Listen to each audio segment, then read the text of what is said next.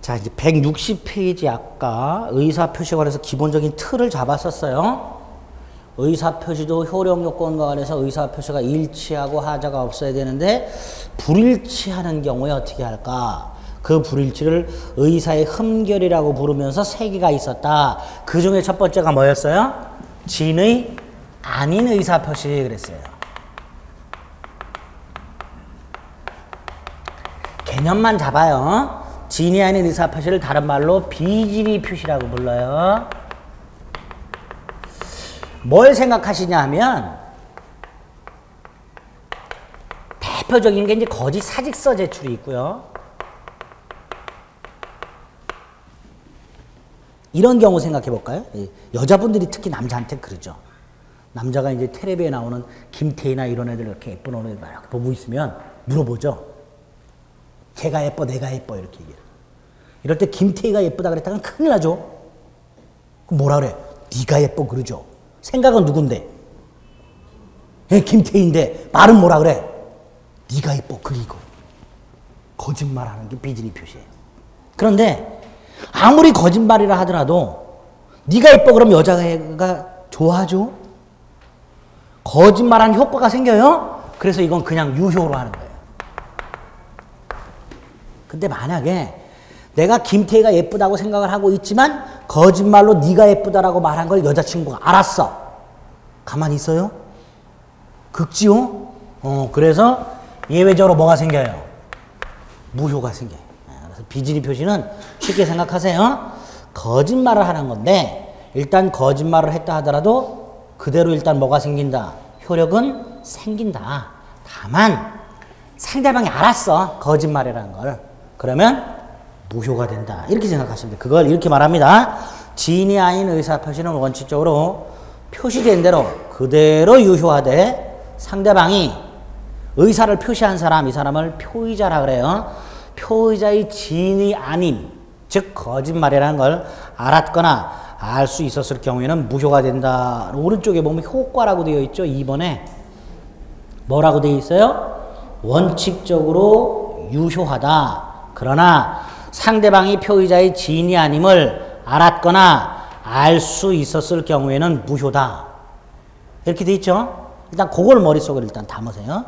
그리고 이제 구체적으로 많이 나오는 이 거짓 사직서 제출을 갖고 한번 생각해 봅니다. 부장님한테 깨진 김대리가 사표를 확 써요. 근데 실질적으로는 사직할 생각, 실제로 나 그만둘 생각으로 사표를 내는 경우도 있겠지만 이 사표를 확 던지면 나를 잡을 것이다 라고 생각하고 거짓으로 일단 홧김에 사표를 내는 경우도 있죠. 그걸 거짓 사직서라 그래요. 사직의 의사가 없어요. 그런데 사직서는 제출해요. 거짓 사직서 제출이죠. 비진의 표시죠. 확 부장님한테 던져요. 던지고 문으로 걸어 나가요. 무슨 생각을 하면서? 잡겠지. 근데 만약에 안 잡아. 그럼 어떻게 해야 돼요? 그냥 걸어 나가야 돼요. 예? 그래서 유효가 함부로 거짓말하면 안 되는 거예요. 그래서 거짓 사직서를 제출했다. 원칙적으로 표시된 대로 그대의 효력이 생긴다. 그래서 사직 효과는 그냥 발생한다.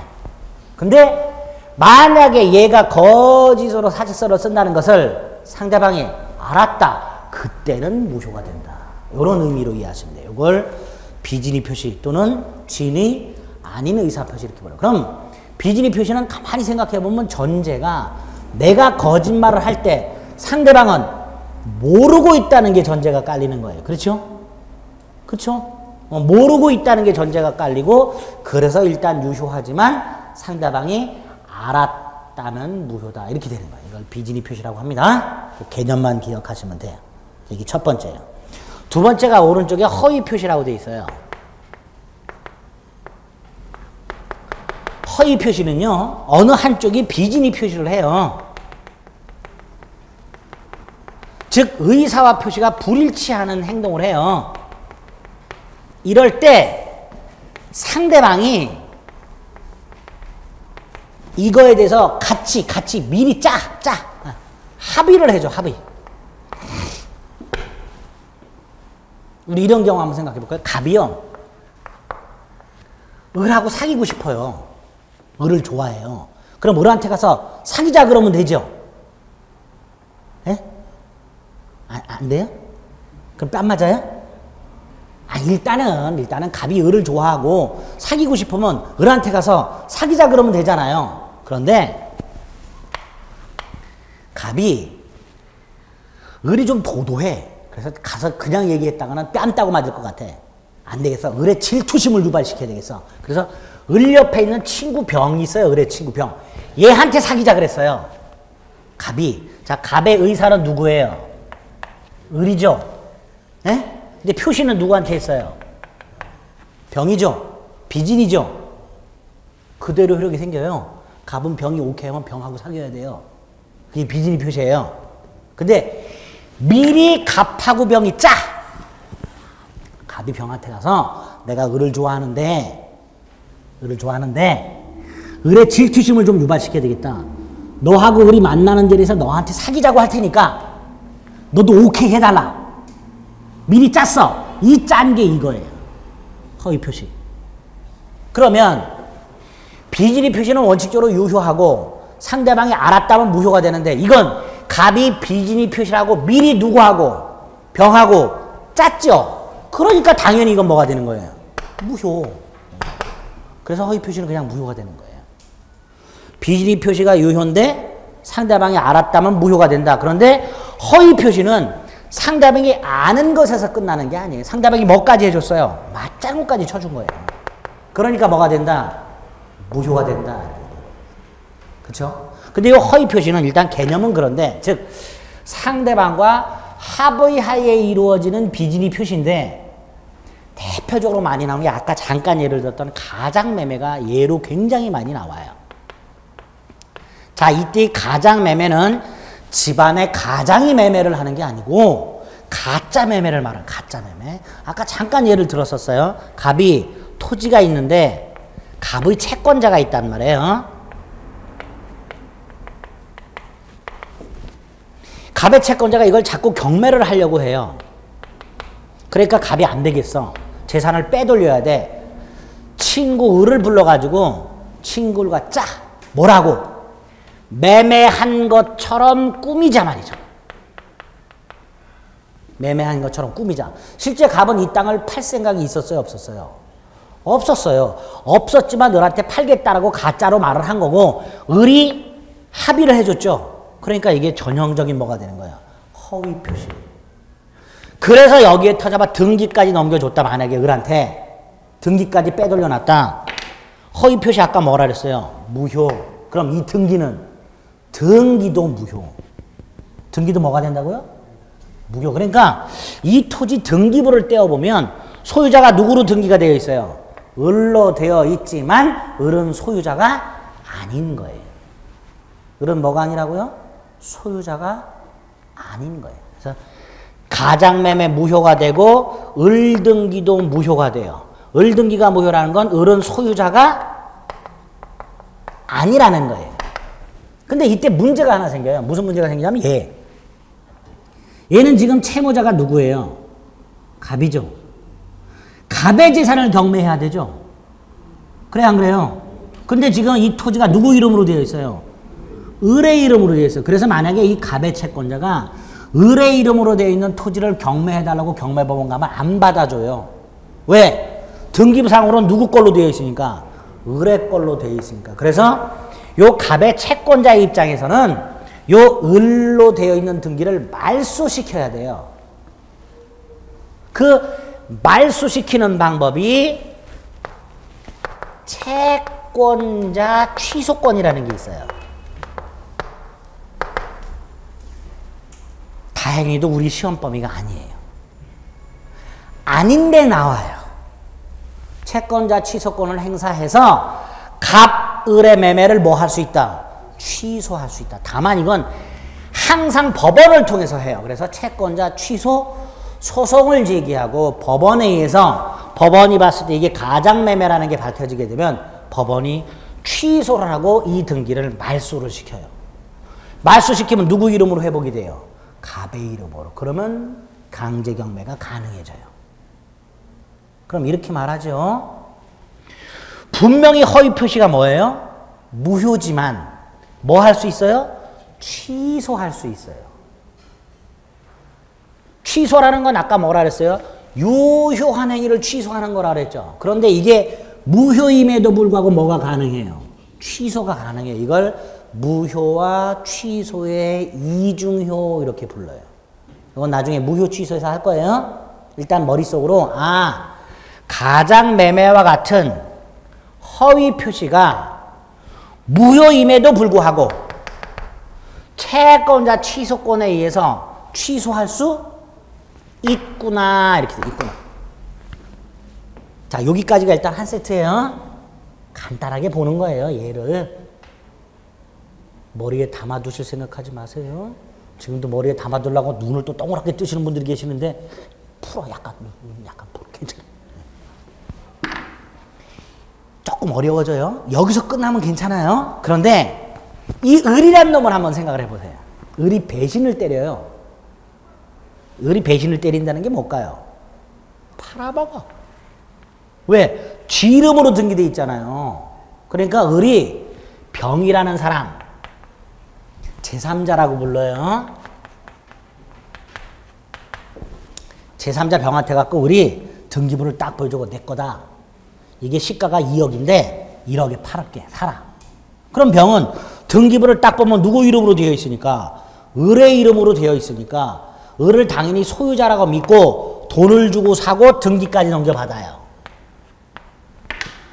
나중에 이 사실 알게 됐어요. 갑이. 병한테 갖고 돌려달라고 할 수 있을까요? 없을까요? 자, 여기서 원칙 있어요. 있어요.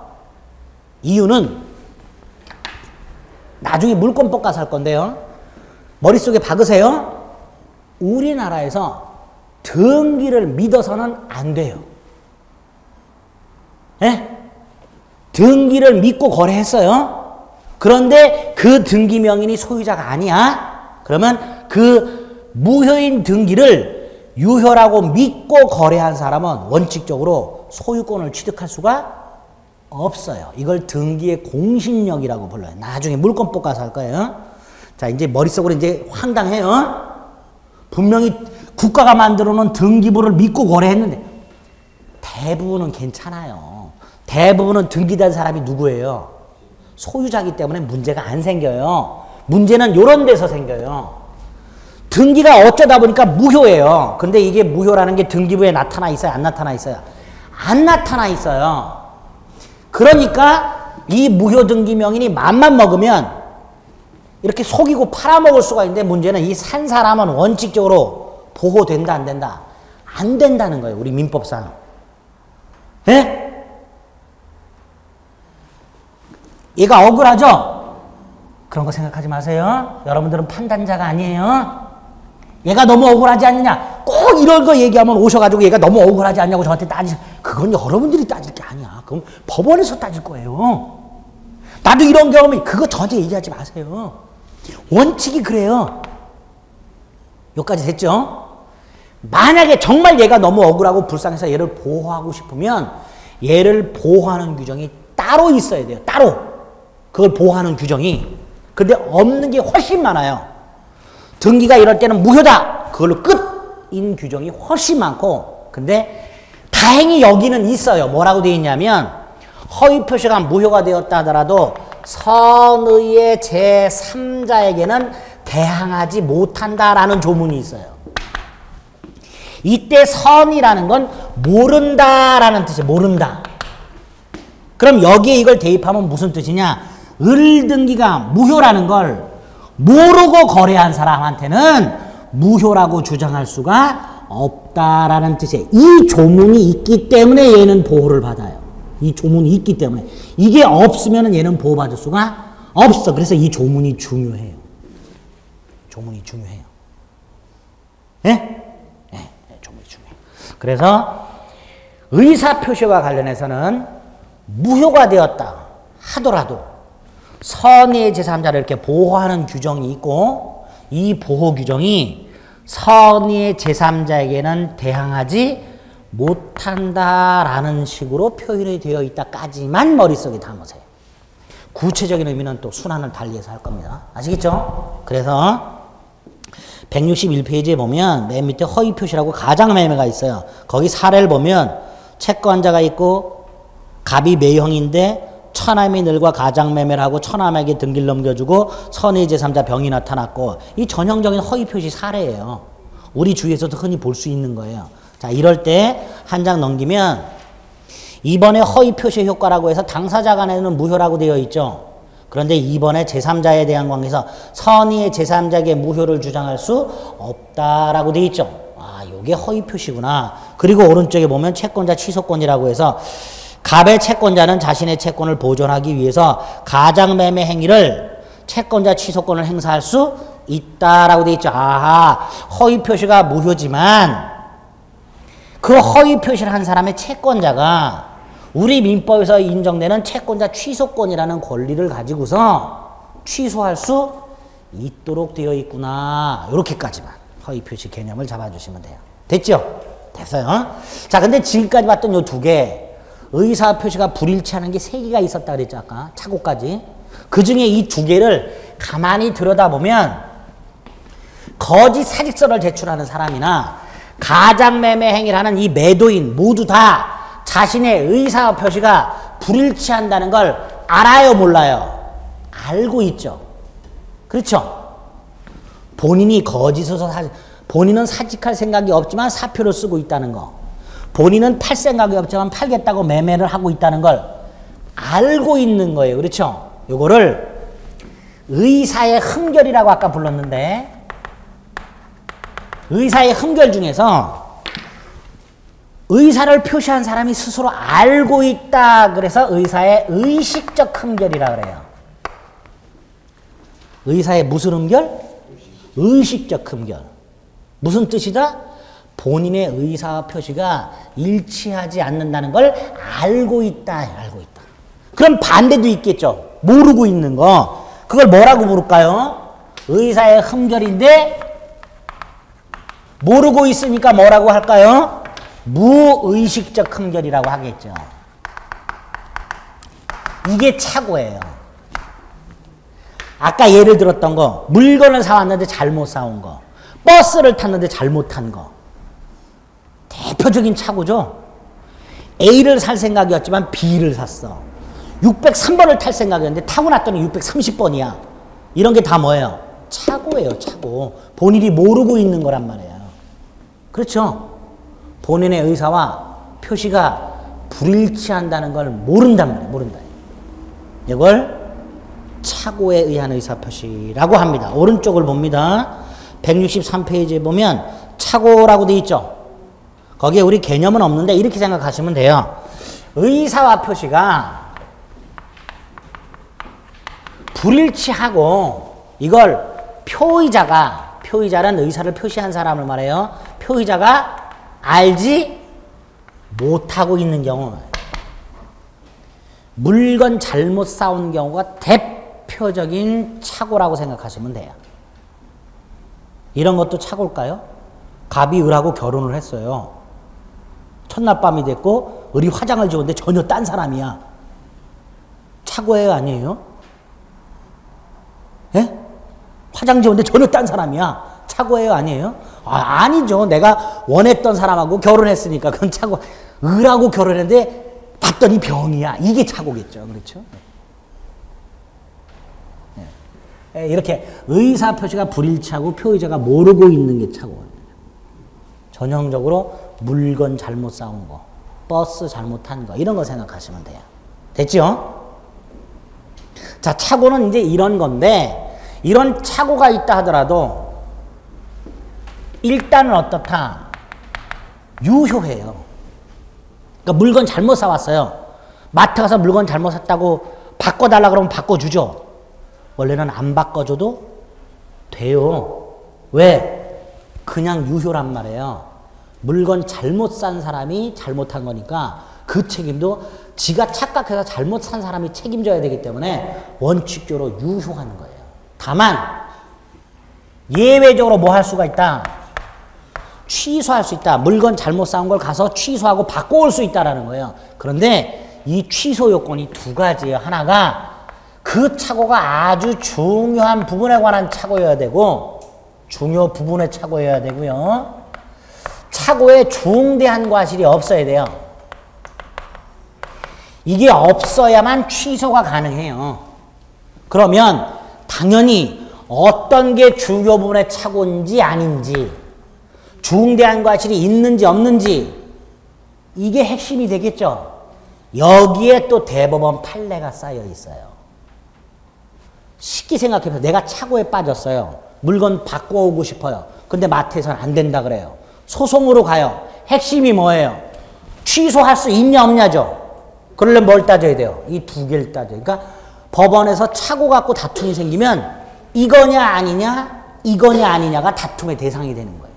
그러니까 법원이 이건 중요 부분이다 아니다 라고 판결을 해놓은 것들을 우리가 구별할 수 있어야 되죠. 그게 앞으로 여러분들이 공부하셔야 될 내용이에요. 또 중요 부분이라 하더라도 뭐가 있다면 중대한 과실이 있으면 취소를 못하니까 이 사람한테 중대한 과실이 있냐 없냐, 그 대법원 판례도 여러분들이 앞으로 봐주셔야 되는 내용이에요.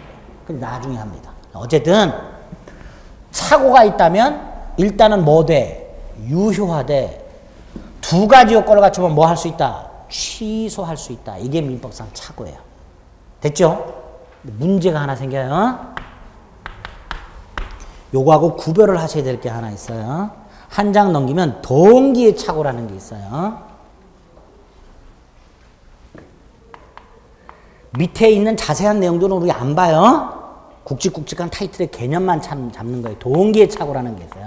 이 동기의 착오는 이런 거예요. 예를 들어서 여러분들 옛날에 전지현이가 광고했던 물이 있어. 물 17차라고. 17차라는 음료수 있죠. 아시죠? 이게 두 개가 있는 거 아세요? 모르시죠? 모르시는구나. 하나가 몸이 가벼워지는 17차가 있고요. 또 하나가 피부가 맑아지는 17차가 있어요. 모르시는구나. 지금은 그렇게 처음 나올 때 이렇게 17차가 두 개가 있었어요. 아무도 모르는구나. 대한민국이 저만 알고 있더라고요, 이거. 자, 그 중에서 몸이 가벼워지는 17차라 생각을 해봅니다. 내가 지금 마트 가서 몸이 가벼워지는 17차를 살 생각을 했어요. 그래서 마트 가서 몸이 가벼워지는 17차를 사왔어요. 자, 의사가 뭐였어요? 몸이 가벼워지는 거. 표시를 뭐 했어요? 역시 몸이 가벼워지는 걸 사왔어요. 일치 불일치? 일치해요. 만약에 몸이 가벼워지는 17차를 사러 가서 사왔더니 피부가 맑아지는 거야. 그러면 의사 표시가 불일치하니까 뭘로 가는 거예요? 착오로. 착오로 가겠죠? 그런데 이거는 일치해요. 일치하죠? 자, 일단 일치해요. 두 번째, 이걸 왜 샀어요? 왜 굳이 몸이 가벼워지는 17차를 샀어요, 내가? 이유가 뭐예요? 이걸 산 이유가, 피부가 맑아지는 17차도 있는데 굳이 이걸 산 이유가 뭐예요? 뭐야? 몸이 가벼워지려고. 그게 이유예요. 그렇죠? 이유. 이걸 산 이유. 몸이 가벼워지려고. 이렇게 내가 어떤 계약 같은 걸 한 이유, 이걸 동기라 그래요. 이걸 법에서 뭐라고 한다고요? 동기. 문제는 여기 학개론 했나요? 시작했죠? 그 학개론 선생님 이름이 뭐예요? 이동기. 그 동기가 아니에요. 네. 이동기 선생님하고 저하고 친구예요. 그래서 이렇게 불러도 돼요. 또 제가 또 이렇게 얘 들었다고 얘기하지 마시고 나중에. 자, 몸이 가벼워지려고 샀어. 마셨어요. 가벼워져요? 무거워져요? 마신 만큼 무거워지죠? 반대의 결과가 생겨요. 가벼워지지를 않아요. 다시 말해서 내가 의도했던 동기하고 실제 결과가 같아요, 달라요? 달라요. 이걸 동기착오라고 해요. 이런 거 많아요. 여러분들 특히 여자분들 화장품 같은 거 주름 없애려고 주름 크림 사잖아요. 예? 사는 이유가 뭐야? 주름 없애려고 사서 열심히 바르죠. 없어져요? 더 생겨요? 더 생겨. 이런 게 다 뭐예요? 동기착오. 근데 이 동기착오를 잘 보면 분명히 의사와 표시는 어때요? 일치해요. 그러니까 착오예요? 아니에요? 아니에요. 착오는 의사 표시가 어때야 된다 그랬어요? 불일치. 그러니까 동기의 착오는 동기의 착오라고 이름이 붙어 있지만 착오가 아니다 따라서 취소할 수 없다 이렇게 돼요. 그런데 살면서 발생하는 착오의 대부분이 이거예요. 대부분이. 우리가 살면서 발생할 수 있는 착오의 대부분이 동기의 착오예요. 근데 이 동기의 착오가 착오를 이런 개념으로 잡다 보니까 착오의 대부분을 차지하는 동기의 착오가 착오에서 빠져버려요. 그럼 이 조문은 써먹을 데가 별로 없어요. 그러다 보니까 대법원이 이렇게 말을 해. 동기의 착오는 원칙적으로 착오가 아니다. 아니지만 예외적으로 착오가 되는 경우가 있다라고 해요. 그래서 이게 시험 문제 나와요. 조문에는 없어요, 이게. 조문에는 없는데 착오 개념을 이렇게 잡다 보니까 동기의 착오는 착오가 아니다 라고 말을 하면서 다만 동기의 착오가 예외적으로 뭐가 되는 경우가 있다? 착오가 되는 경우가 있다. 언제 되는지는 나중에 할게요. 나중에 하는데 일단 오늘은 요번 순환에는 착오라는 게 이런 거다. 그래서 착오는 유효하지만 취소할 수 있다. 착오의 개념이 이렇다 보니까 동기의 착오라는 게 하나 있는데 이 동기의 착오는 의사 표시는 일치하는 경우다. 따라서 이건 원칙적으로 착오가 아니지만 요 놈도 예외적으로 착오가 되는 경우가 있구나 까지만. 아시겠죠? 교재 보면 뭐 동기 표시설 유발시 뭐 이런 거 있는데 이거 지금 보면 안 돼요. 지금 보면 또 책을 싸. 이렇게. 환불하고 막 그래요. 공부하기 싫다고. 그러니까 그건 지금 보면 안 되고 이렇게만 일단 머릿속에 틀을 잡아두죠. 아시겠죠? 지금 보셨던 요 세 가지가 의사의 흠결이에요. 자, 그러면 의사의 흠결, 의사 표시가 불일치하는 것을 말한다. 세 가지가 있는데 이 세 가지가 다시 두 덩어리로 나눠진다. 알고 있는 의사의 의식적 흠결 2개. 의사 표시가 불일치한다는 걸 모르고 있는 무의식적 흠결 1개. 합해서 3개. 이 3개가 다 뭐다? 의사의 흠결. 이렇게 돼 있죠? 자, 그렇게만 하고 넘어가면 돼요. 나머지 읽으시면 안 돼요. 안 돼요. 자, 그럼 166페이지로 갑니다. 하나 남았네요. 뭐? 하자 있는 의사표시. 하자 있는 의사표시. 자, 하자 있는 의사표시는 아까 간단히 말씀을 일단 드린 게 있어요. 일단 이 하자 있는 의사표시는 의사의 흠결이라고 하면 돼요, 안 돼요? 이거 의사의 흠결이라고 그러면 돼요, 안 돼요? 안 돼요. 이건 의사표시가 일치하는 경우, 일치. 일치하지만 뭐가 있는 거예요? 하자가 있는 거예요. 어떤 하자? 누군가한테 속았어, 사기. 누군가한테 협박을 당해서 강박. 사기나 강박을 당해서 의사 결정의 자유. 법률 행위라는 게 뭐라 그랬어요? 아까 당사자가 원하는 걸 손에 넣을 수 있는 인간 행위라 그랬죠. 근데 당사자가 원한다는 개념 속에는 스스로 원하는 게 들어있죠. 누군가한테 협박을 당하거나 속았어. 이건 내가 원한 게 아니란 말이에요. 그러니까 법률 행위가 유효하려면 내가 스스로 누구의 간섭도 받지 않고 의사를 결정해야 된다는 게 전제가 깔려요. 그러니까 만약에 누구의 간섭을 이렇게 받았다면 아무리 의사 표시가 일치하더라도 이거를 그냥 유효한 행위로 해서는 안 되겠다 해서 만들어진 게 하자 있는 의사 표시예요. 그래서 이것도 원칙적으로는 뭐지만 유효지만 뭐 할 수 있도록? 네, 사기나 강박을 당한 사람이 취소할 수 있도록 해놨어요. 갑이 A 토지를 살 생각이 없어요. 그런데 을이 속였어요. 뭐라고? 이거 갑이 갖고 있는 땅이 하나 있어요. 갑이 갖고 있는 땅이 있는데 갑이 이 땅을 팔 생각이 없었는데 을이 와가지고 야, 네 주위에 있는 땅은 다 개발이 된다는데 네 땅은 개발 제한 구역으로 묶인 데더라 라고 얘가 사기를 쳤어요. 그래서 얘가 속았어.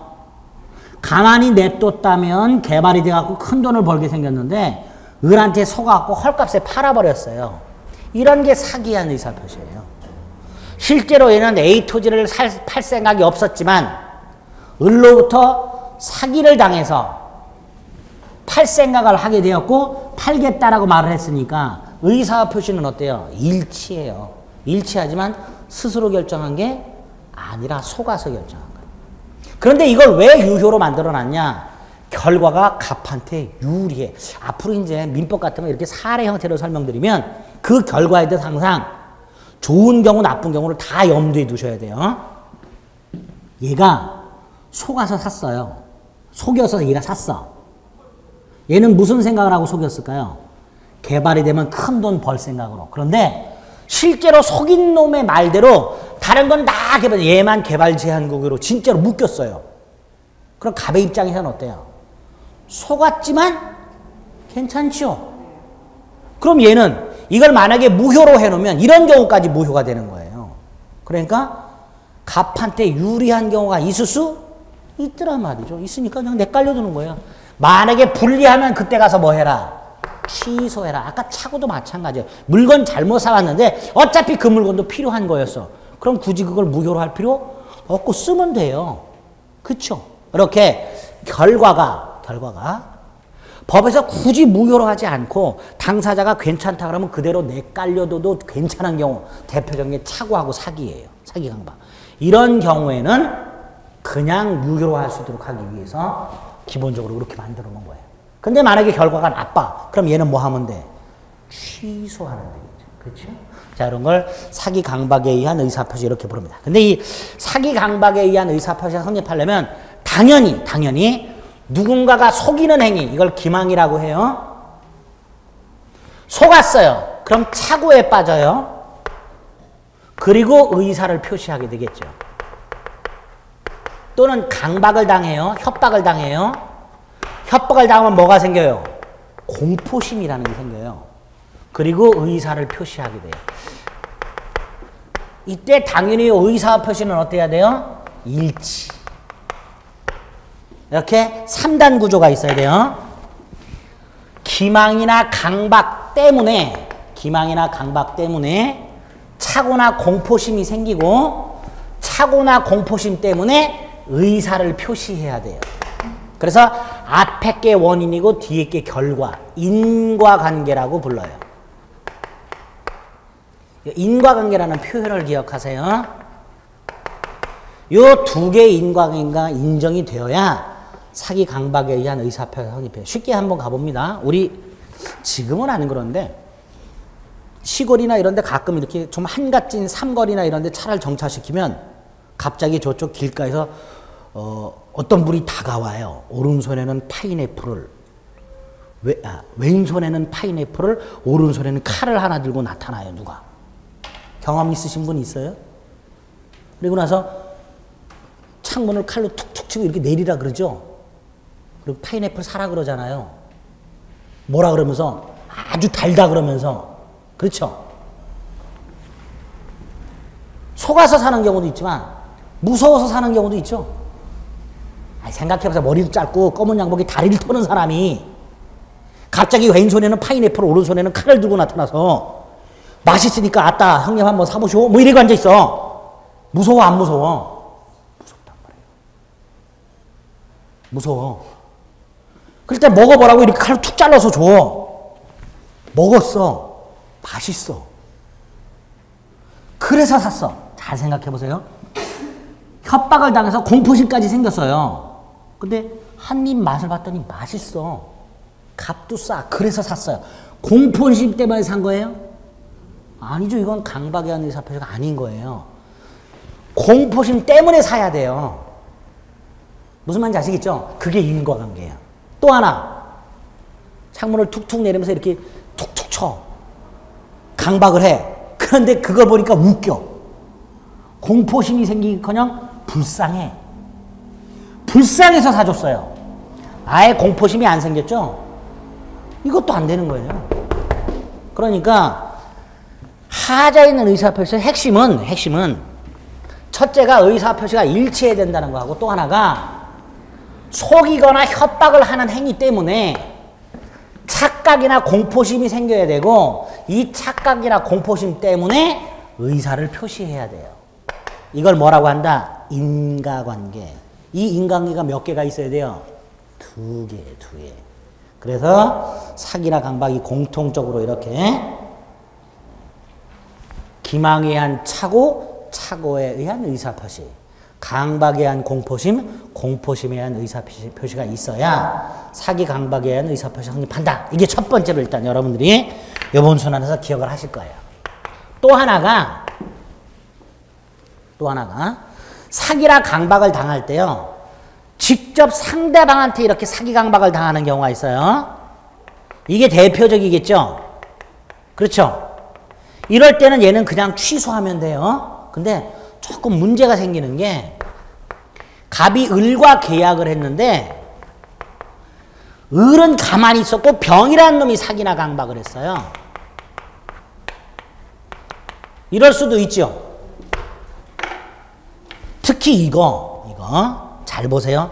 갑의 입장에서 상대방과 의사를 표시했는데 상대방이 아닌 제3자가 사기나 강박을 한 경우, 이걸 이렇게 말합니다. 상대방 있는 의사표시에서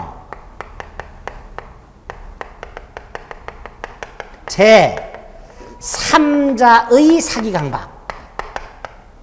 자, 이때 사기 강박을 당한 갑, 계약을 취소하는 거잖아요. 그쵸? 그럼 누구하고 계약을 취소하는 거예요? 을. 그럼 잘 보세요. 이럴 때 생각나는 우리 속담이 하나 있어요. 뭐? 어디에서 뺨 맞고, 종로에서 뺨 맞고, 어디 가서 눈을 겨? 한강 가서 눈을 겨. 쉽게 말하면, 을의 입장에서는 아닌 밤중에 홍두깨가 되는 거예요. 을은 사기친 적이 없어. 근데 어느 날 갑자기 갑에 와서 계약을 취소한대. 그쵸? 그럼 을은 뭐라 그래요? 왜 취소하냐고 물어보겠죠. 그랬더니 갑이 나 병한테서 사기당했어. 그럼 을은 뭐라 그래요? 내가 잘못한 거냐? 그러겠죠. 쉽게 말하면 계약을 갑이 취소하는데 을은 갑을 사기나 강박을 한 적이 없으니까 을한테 잘못이 없단 말이에요. 잘못이 없는데 계약을 취소당해.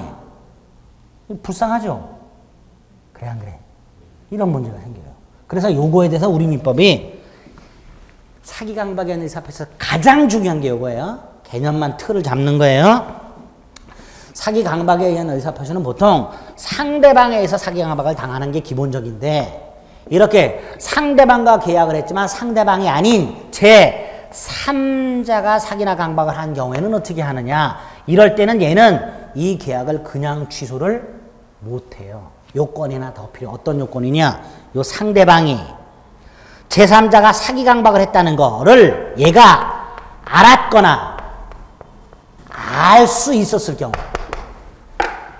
요 을이라는 놈이 직접 사기나 강박을 한 건 아니지만 이 을이 갑의 입장에서 상대방이 제3자가 이렇게 갑을 사기나 강박을 했다는 걸 요 상대방이 알았거나 알 수 있었을 경우에 하나여 갑은 계약을 취소할 수 있다라고 되어 있어요. 이게 110조 2항이에요. 요게 사기 강박에서 제일 중요한 조항이에요. 제일 중요한 내용입니다. 그래서 오른쪽 167페이지 보면 맨 밑에 제3자의 사기 강박이 있죠. 네, 그게 핵심이에요. 거기에 보면 제3자의 사기 강박, 그 중에 동그라미 1번. 상대방이 있는 의사표시에 관하여 제3자가 사기나 강박을 한 경우, 그 밑에 바로 상대방이 그 사실을 알았거나 알 수 있었을 경우에 하나요. 취소할 수 있다. 이렇게 돼 있죠. 그게 핵심. 그걸 기억하시면 돼요. 자, 그러면 여기까지 의사표시 요건까지를 다 본 거예요. 의사표시 요건까지. 무슨 요건? 법률 행위가 갖춰야 될 일반적 효력 요건. 그럼 다시 한번 목적은 뭘 갖춰야 되고 목적은 어떤 요건을 갖춰야 되고 또 기억 안 나요. 그렇죠? 아까 했는데 안 난다 그랬어. 확, 가, 적, 사. 확정성, 가능성, 적법성, 사회적 타당성을 갖추고 and 의사표시는 어떻고 일치하고 그리고 뭐가 없어야 하자가 없어야 효력이 생긴다 이렇게 되는 거예요. 그렇죠? 그럼 여기까지 왔어. 그럼 효력이 생기겠죠? 의사표시 효력이 생길 거 아니에요. 언제 생기느냐의 문제가 하나 이제 남는 거예요. 언제? 이 의사표시 효력이 언제 생기느냐의 문제가 남아요. 그걸 의사표시 효력 발생 시기라고 부르면서 한 장 넘기면 제5절에 나와 있어요. 의사표시 효력 발생 그 중에서도 특히 상대방이 있는 경우 잘 보세요. 갑이 을한테 의사를 표시해요. 갑이 을한테 의사를 표시합니다. 이 의사를 표시하는 단계를 보면 의사를 일단 표시하고 이걸 상대방한테 보내요. 편지를 써서 상대방한테 보내. 발송. 이게 상대방한테 도달을 해요. 그리고 상대방이 그 내용을 뜯어서 읽어서 알게 되었어요. 요지까지 이렇게 4단계가 있다고 보통 얘기를 해요. 갑이 을한테 의사를 표시했을 때 상대방이 있는 의사 표시가 요기 요건도 다 갖췄고 요 요건도 다 갖췄을 때 그 효력이 생길 거 아니에요. 언제 생기느냐? 의사를 표시한 때 생기느냐? 발송한 때 생기느냐? 도달한 때 생기느냐? 상대방이 알게 되었을 때 생기느냐? 요 언제 생기느냐의 문제가 남지요. 이럴 때 우리 민법이 111조 1항에서 도달주의를 원칙으로 해요. 도달주의를. 언제 효력이 생긴다고요? 도달한 때 효력이 생겨요. 그러면 내가 보낸 의사표시가 예컨대 편지 같은 것들이 서류 같은 것들이 상대방한테 도달만 하면 설령 상대방이 그 내용을 알지 못하더라도 나의 의사표시는 효력이 그대로 생긴다 말이죠. 이게 의사표시력 발생 시기와 관련된 도달주의 원칙입니다. 이게 원칙이에요. 그러니까 예를 들어서 갑이 의사표시를 보냈어요. 보냈는데 이게 을에게 도달하기 전에 갑이 죽거나 갑이 예를 들어서 제한능력자가 돼서 법원으로부터 성년 후견 개시 결정을 받았어요. 그렇다 하더라도 이건 도달하겠죠. 도달하니까 효력은 그대로 생기겠죠. 그게 111조 2항이에요. 이렇게 되어 있어요. 표의자가 의사표시를 발송한 후 그게 상대방에게 도달하기 전에 그 표의자가 사망하거나 제한능력자가 되었다 하더라도 그 의사표시 효력에는 아무런 영향을 미치지 않는다. 이렇게 되어 있어요. 그 111조 2항이 만들어진 이유가 도달주의이기 때문에. 그러니까 보냈다면 도달하면 그냥 효력이 생기는 거예요. 도달하면. 이걸 뭐라고 부른다? 도달주의 이렇게 불러요. 원칙이에요. 단 예외가 있어요. 발신주의라고. 발신주의는 뭘까요? 발송한 때 효력이 생기는 게 있어요. 네? 이게 우리 민법에 3개가 있어요. 우리 시험범위. 보통 얘가 6개가 있는데 6개를 보통 기본서에서 쓰는데 그중에 우리 시험범위 있는 게 3개가 있어요. 그거 나올 때마다 할 거예요. 이렇게만 기억하세요. 결론. 의사표시가 요건을 다 갖췄다. 그럼 효력이 생기는데 언제 생기느냐와 관련하여 상대방 있는 의사표시는 뭐를 원칙으로 한다? 도달주의를 원칙으로 한다. 따라서 표의자가 의사표시를 발송한 후에 사망하거나 제한능력자가 되었다 하더라도 그 의사표시는 도달하지 할 것이고 따라서 의사표시는 그대로 효력이 발생한다. 단 예외적으로 뭐가 있다? 발신주의라는 게 있더라. 이건 나중에 보자. 여기까지 됐죠? 자, 이게 첫 번째고요. 두 번째로 이렇게 상대방이 있는 의사표시는 상대한테 보내야 돼요. 보내서 도달해야 되죠. 문제가 생겨서 상대방을 몰라. 이런 경우 있을 수 있을까요? 없을까요? 있어요. 다수의 상대방하고 계약을 했어요. 그리고 계약 명단이 사라졌어. 그럼 상대방이 누군지조차 모르는 경우가 있을 수 있죠. 그렇죠? 계약을 취소해야 되는데 취소 의사표시를 보내야 되는데 상대방을 몰라. 또 상대방을 알긴 아는데 상대방 소재를 몰라. 그럼 보낼 수가 없고 보낼 수가 없다면 도달도 할 수가 없으니까 효력이 생길 수가 없죠. 이럴 때를 대비한 장치가 있어야 될 거 아니에요. 그게 민사소송법의 공시송달이라는 제도가 있어요. 뭐가 있다고요? 공시송달. 그럼 결국 공시송달도 의사표시록 발생과 관련된 언제 발생하느냐? 도달주의와 관련된 제도예요. 그러니까 예를 들어서 내가 계약을 취소해야 되는데 상대방이 주소를 이전해서 어딘지 몰라. 취소하는 내용 증명을 보내야 되는데 못 보내죠. 그럼 일단 찾아봐요. 찾아봤는데도 몰라. 그러면 법원 가서 상대방을 도저히 모른다. 공시송달을 신청을 해요. 그럼 법원이 그 신청이 적법하고 정당하다면 공시송달 명령을 해요. 명령을 하고 이렇게 보내고자 하는 그 의사표시를 법원이 보관을 하고 누구한테 보내는 의사표시가 법원에 보관되어 있다는 사실을 법원, 게시장, 법원 가면 게시판이 있어요. 네? 공시송달 게시판이 있어요. 거기에 게시를 해요. 요게 공시송달이에요. 이렇게 게시를 하고 나면 원칙적으로 2주가 지나면 상대방한테 도달하는 것으로 간주해버려요. 이런 제도를 뭐라고 한다? 공시송달. 여기까지 됐죠? 이런 제도가 있어요. 세 번째가 자 갑이 을한테 의사를 표시했고요. 이게 을한테 도달을 했어요. 이때 도달이라는 건 개념이 이래요. 상대방의 집의 영역 내에 들어가서 상대방이 마음만 먹으면 언제든지 그걸 뜯어가지고 내용을 알 수 있는 상태. 이걸 도달이라고 해요. 몰라도 돼요. 내용을 몰라도 되지만 언제든지 알 수 있는 상태. 요지할 수 있는 상태. 이게 도달이에요. 쉽게 말하면 편지가 상대방 우편함에 들어가서 가족이 가지고서 책상 위에 올려놨어. 그러면 상대방은 마음만 먹으면 언제든지 뜯어가지고 내용을 알 수 있는 상태가 되죠. 이게 도달이라 그래요.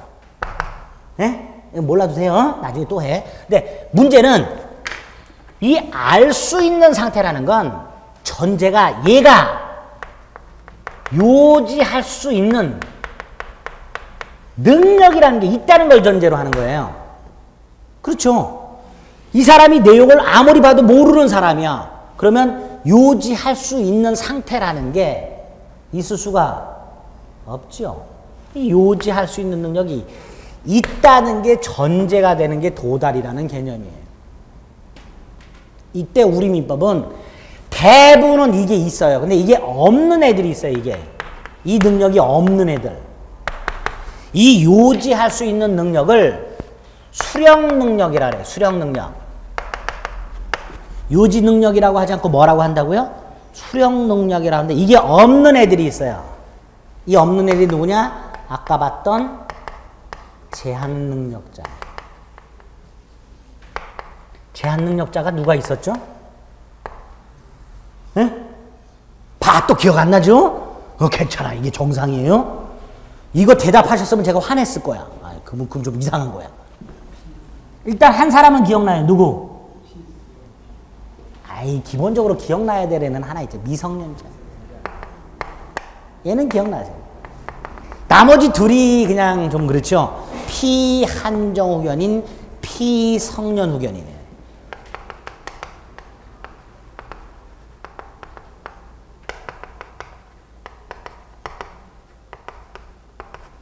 만약에 상대방이 얘네라면 어떡할까? 그러면 얘는 이 을에 대해서 도달을 주장을 못해요. 주장을 못하도록 해놨어요. 물론 얘네들이 도달을 주장하는 건 괜찮아요. 좀 전에 도달이라는 건 유지할 수 있는 상태를 말하는데 이 유지할 수 있는 상태란 상대방한테 뭐가 있다는 게 전제다. 유지할 수 있는 능력, 즉 수령 능력이 있다는 게 전제가 깔린다. 근데 만약에 상대방이 수령 능력이 없으면 어떻게 될까? 이게 문제가 될 거 아니에요. 이때 수령 능력이 없는 애들이 누구다? 제한 능력자.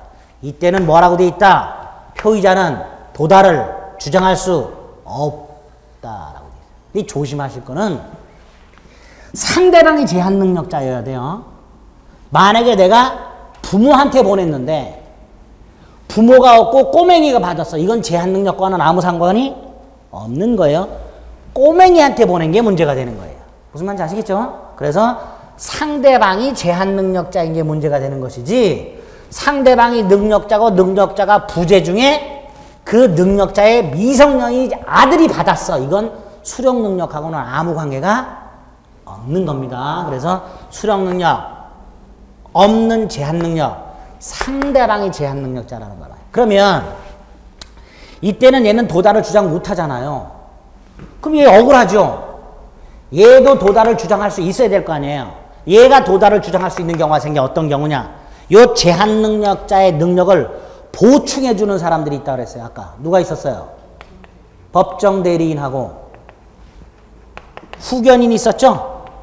후견인이 법정 대리인의 일종이에요. 법정 대리인의 대표적인 예가 부모가 있고요. 법원으로부터 후견인 지정받은 후견인이 있어요. 그래서 법정 대리인의 예가 후견인인데 어쨌든 이 제한 능력자의 법정 대리인이 있을 거 아니에요. 이 법정 대리인이 이게 도달했다는 걸 알았어.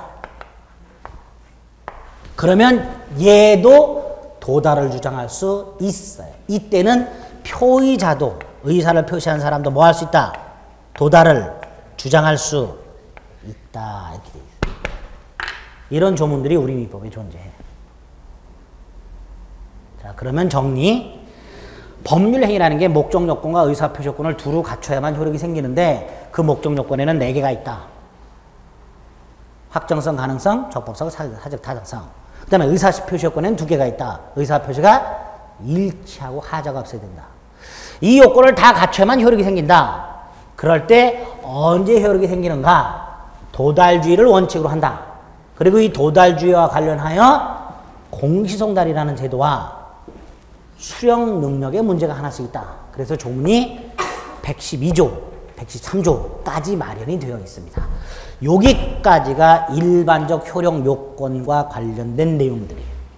오늘 일반적 효력 요건의 문제까지 보신 거예요. 그래서 168페이지에 보면 의사표시 효력 발생이라고 해서 밑에 발송, 편지 작성, 발송, 도달, 요지 이렇게 돼 있고 요지 밑에 미성년자가 수령한 경우 상대방 소재가 불명한 경우 어떻게 할까? 오른쪽에 보면 2번의 수령 능력의 문제, 그 밑에 공시송달의 문제 이런 것들이 있게 되죠.